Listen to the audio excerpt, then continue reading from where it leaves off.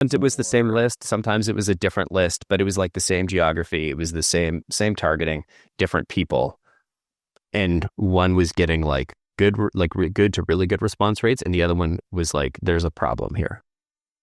hmm, that's insanity because and you have way more experience in this field than I do, but I always came from, well, at least when it comes to setting up meetings, right? Because down the funnel product is so important, but in my mind, setting up meetings is a lot more about the industry, in industry persona, and then the channels that resonate. Because I feel that at the beginning, making something sound interesting shouldn't be that hard. Like that's what sales is, right? Like the point is, do Mhm. I trust that you're actually like you can follow through on that really interesting thing you're saying? And that's Mhm. where closing's, super, super challenging. But just setting up a meeting to me, like I would come at it from a different lens of actually just tell me the industry, tell me the persona, and that's what's going to determine my success versus my product. That's what's going to determine the success to close because I can say it's going to slice it and dice it in a million ways, and then, it's all like fluff. Or then I show you the million ways and it's like, dude, I don't want to do that. Like I had a different image in my mind with Yep, what the reality of your product is. And I'm not interested in that. So it's totally, funny how we can like approach it from different lenses. 100%. I mean, I've been helping companies outsource their sales development and coach them on how to build SDR teams for 12, 13 years now. Yeah. So like I've had a chance to see, and I'm like, why do some of our customers get extreme value out of it and others it's a total flop? And I think it Yeah. comes down to how much does the market want or need your product? And I think there was a period there where there was a lot of capital running free.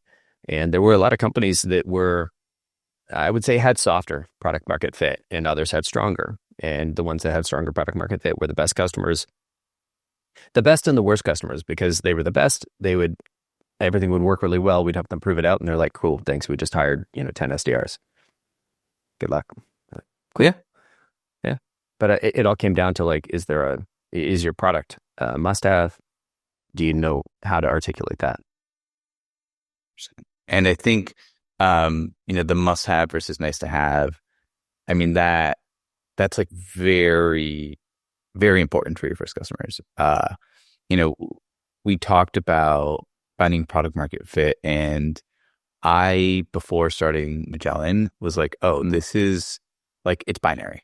And like you said, it's not at all. And even within the search to get there, like, we talked about it being on being on a spectrum. I think it's like a spectrum is a bit of a step ladder of characteristics that define entry and exit criteria for how far along you are Mhm. from, like, is your idea even good? Right. Which is step one in starting a company. Like you need the idea on its face in 1 to 2 sentences should be interesting before you even get into like, how does it work to the why? Because you're only gonna have 1 or 2 sentences to try to get someone to like your Mhm. product. So if you can't distill it down to 1 or 2 sentences, like it's just gonna like it's just gonna be like it's not impossible. It's gonna be very challenging to get that company off the ground. So like that's like step Mhm. one on the product market fit spectrum. Step two is then, do you have a product, right? Which like it's a whole challenge of like building it, da, da, da, da. But let's say, okay, we've got something that's compelling in 1 to 2 sentences. We've got a product. Then it's, can your product deliver the value that it's promising, right?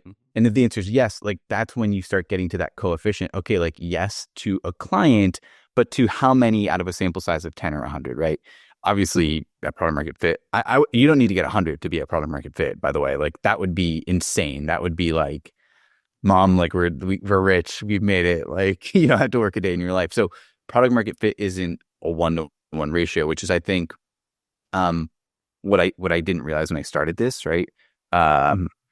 And getting past every iteration is such a challenge. But I think as it relates to like first 20 customers, in the beginning, it's I think one thing, if I could go in a time machine and give myself advice, it would be, don't be in such a rush to go to market. Like I think in tech, we like you've got to build, and you should have built yesterday, so you got to go. And I think that presumes that you know what to build. And the truth is, at least as an early stage founder and as a first time founder, I like did, but I really didn't. Like in hindsight, like I had to really get punched in the face by the market telling me you've got the cool idea part, but you haven't built the product part. And you give it to someone, you put it in their hands, and then they keep punching you in the face. And in the beginning, it can feel unfair. It could be like, no, but like, isn't this better than nothing? And it's like, not really. Like, like sort of, but like, I'm not paying you for like a 5% But if, improvement. But yeah. exactly. And if you think about like doing nothing is great.